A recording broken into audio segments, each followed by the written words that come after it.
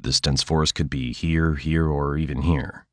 This beautiful cat's your mom, and she picked this cozy little rock crevice because it's just big enough for her and too small for anything that would want to eat you. Smart move, especially if you're about to pop out two completely useless newborns. That's you, blind, deaf, and barely stretching to a majestic 5 inches. You're officially the smallest cat in the world. What a title. For the first week of your life, the world is just a blur of darkness and milk. Okay, that's enough. Your mom's gotta go hunting now, which means you're on your own for a few hours. Good luck with that.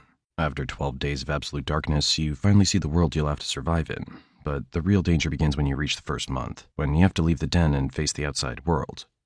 And that guy over there, that's your father. Was your father. Your first days after leaving the den are all about watching your mother, learning her hunting techniques, and figuring out how to survive. Because, as you can see, the brutal laws of this world are definitely not in your favor. No worries, though, because your footpaths are soft and narrow, allowing you to move silently across even dry leaves. Good thing, because at your size, everything with a mouth is a potential landlord for your final resting place. Oh, congrats. You no longer have to share your food with anyone. Wait, it's coming toward you. Usually when you feel threatened, you rely on 3 defense strategies developed over millions of years. The first one, completely freeze. It's hard for predators to detect you when you're in this mode.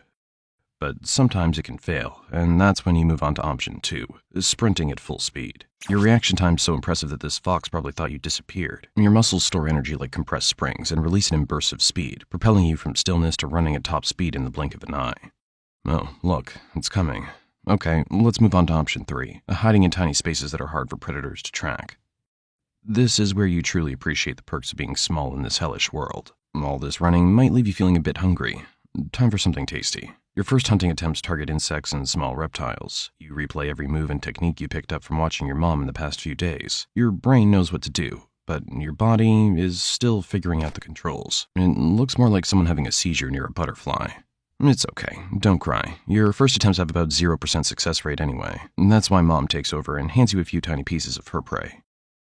Oh, look over there. A rare creature seldom seen in these woods. And if you're wondering what he's doing, he's crying. It's how humans express anxiety. Most of them don't even notice, but late spring is when their anxiety peaks. Longer days and shifting priorities. But you don't know that since your world is basically just trying not to die. So you better leave. Or maybe we could offer some help instead. What would make this human feel better? A fresh lizard? Or maybe... Oh, BetterHelp, today's sponsor, a platform that connects humans with professional therapists. Great choice. You see, humans have already secured the basic necessities you're still scrambling for, like safety and food. So now their problems have evolved. Things like comparing their lives to others on social media and spiraling because someone else seems to have it better. This leads to deep dissatisfaction with themselves, a relentless pursuit of perfection, and impossible standards to transform their lives. But that doesn't solve the problem.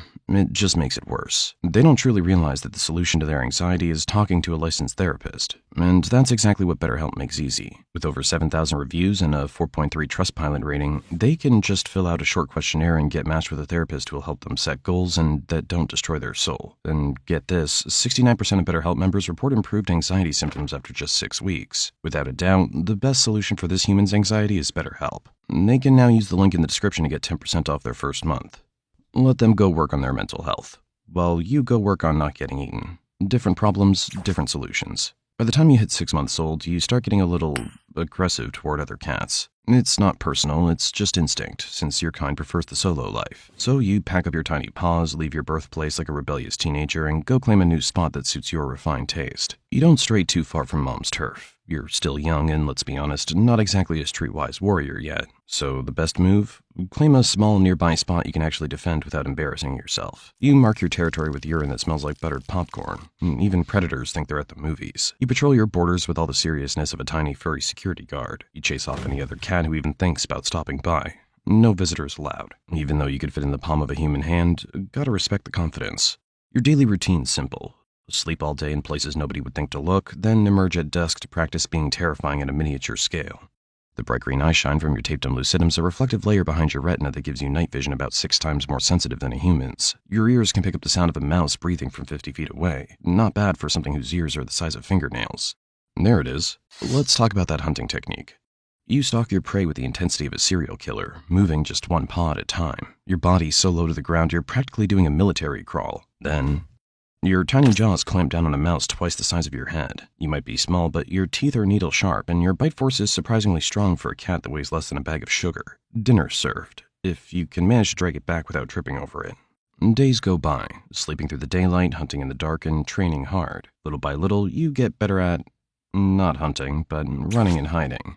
Yep, that's your true talent, honed over the years. But let's rewind a bit and see how you ended up like this in the first place. Oh, I didn't mean that far, but now that we're here, meet your extremely distant cousins, the early members of the Preonailurus lineage. While most were busy trying to become the next apex predator, your branch of the family had different ideas. See, most cats were following the standard evolutionary playbook. Get bigger, get stronger, get scarier. While the big cats were fighting over who gets to eat the deer, your ancestors were living in the ecological leftovers, the micro-niches that nobody else could physically fit into. I hate to break it to you, but your family's success wasn't about being fierce. It was about never being noticed in the first place. Your ancestors faced evolutionary pressure more from being hunted than from hunting. Those who made noise or took up too much space became someone else's lunch. What's left after millions of years of that kind of pressure is the feline version of minimalism, stripped down, silent, and optimized. Less muscle, but more efficiency was your gene strategy. Smaller body means lower caloric needs, a sustainable life in seasonable environments where food isn't always plentiful. Over time, your ancestors got better at climbing thin branches, leaping precisely, and navigating vegetation so dense it would give other cats claustrophobia. And despite looking like someone shrunk a tabby in the wash, genetically you're more distant from domestic cats than those big jungle cats are. You're not a mini house cat gone wild. You're the product of a completely different evolutionary strategy. While your distant cousins were becoming lions and tigers, your ancestors took the opposite approach. Shrinking, vanishing into the underbrush. And somehow, that strategy worked. Or rather, kind of worked. Because today, your entire species numbers fewer than 10,000 mature individuals. No known local population exceeds 1,000 adults, as you're scattered across disjointed patches of forests in India, Sri Lanka, and Nepal. So, after millions of years of evolution saying smaller, quieter, sneakier, here you are, munching on a few bugs and tiny lizards, while your distant cousins are living the dream, feasting on deer and buffalo. But sometimes you realize that being invisible is actually the better gig. At 12 months old, you're officially all grown up, and even more of a sweet fluffball. You reach a whopping 3.5 pounds and stretch to about 14 inches, not including your tail, which adds another 6 inches. You're basically a kitten forever, which sounds cute until you realize you still need to survive in a world where you're snack-sized for almost everything. But at least your body's reached peak physical capability. What you're running now is the final version of Rusty Spotted Cat software, speed and precision maxed out. As an adult, you need a better territory than your teenage hangout, somewhere with bigger, higher quality prey. I mean, obviously the menu's expanded beyond insects and tiny reptiles. Birds, rodents, frogs, they're all fair game now. You move stealthily through the underbrush, checking scent trails, watching for signs of competition. A few false starts are normal. Too exposed, not enough food, or worse, already claimed by a bigger predator. But once you find that perfect patch of forest, it's game on. You back up to tree trunks, do your little pea graffiti, and scratch up some low branches. Not because it's fun, but because you've got a message to send. These scent marks and claw scratches are your way of saying, this is my space. They're subtle but powerful signals, left in spots where other animals are sure to notice. It's how you avoid unnecessary fights, set clear boundaries, and let others know you're around, without ever having to show yourself. This new territory spans 1 to 5 square kilometers, depending on food availability.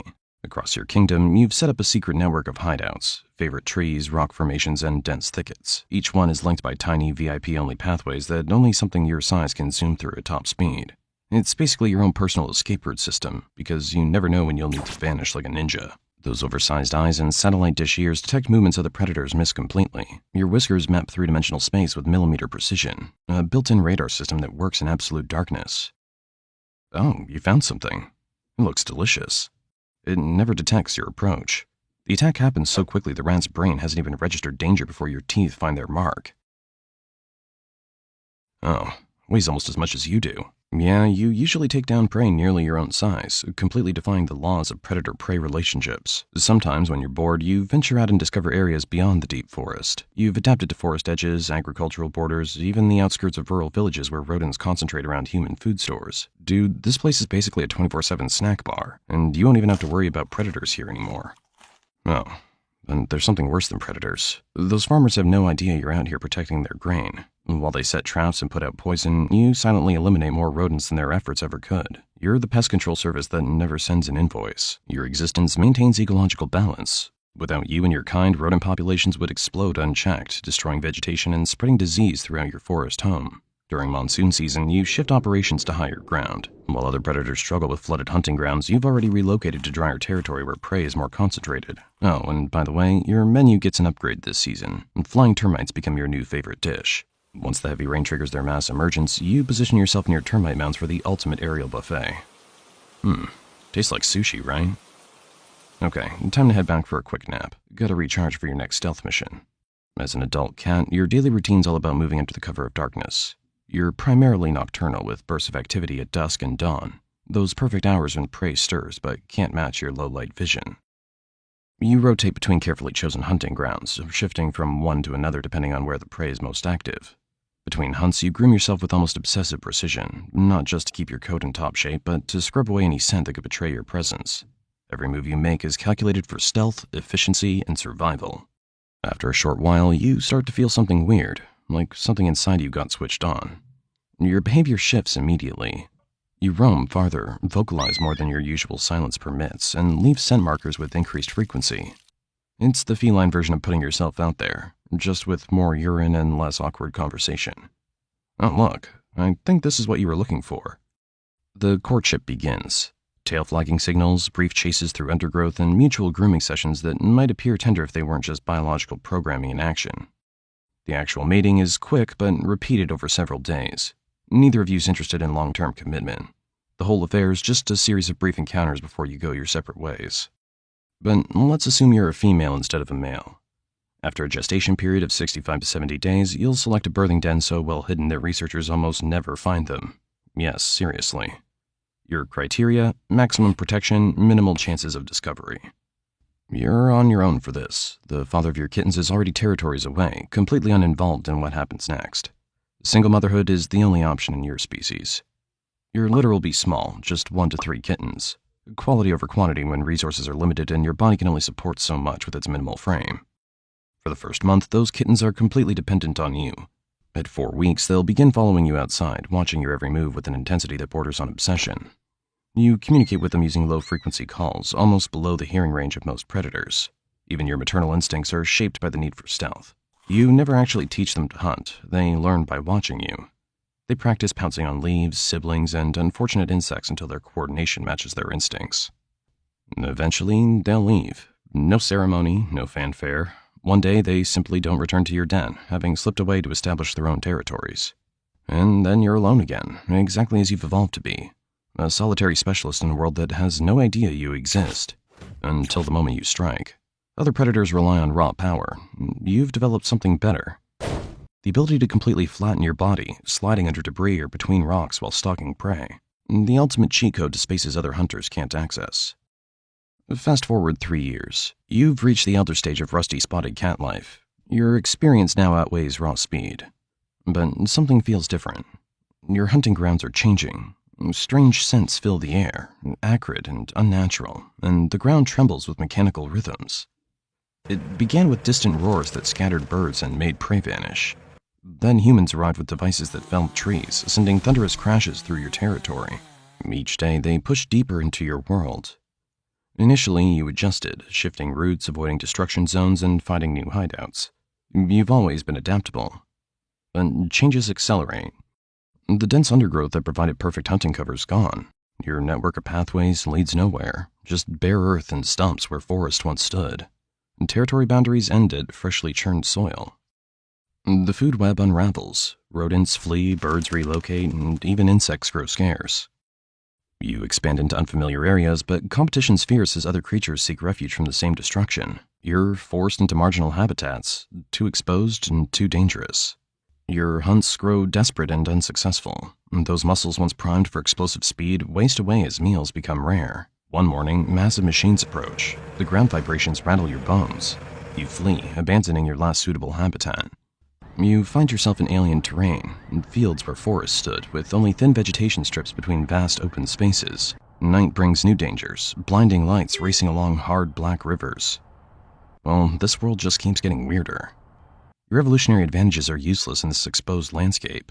You bolt across one of those black river... Oh, that's not a river. Wait, something's coming closer. The driver doesn't stop.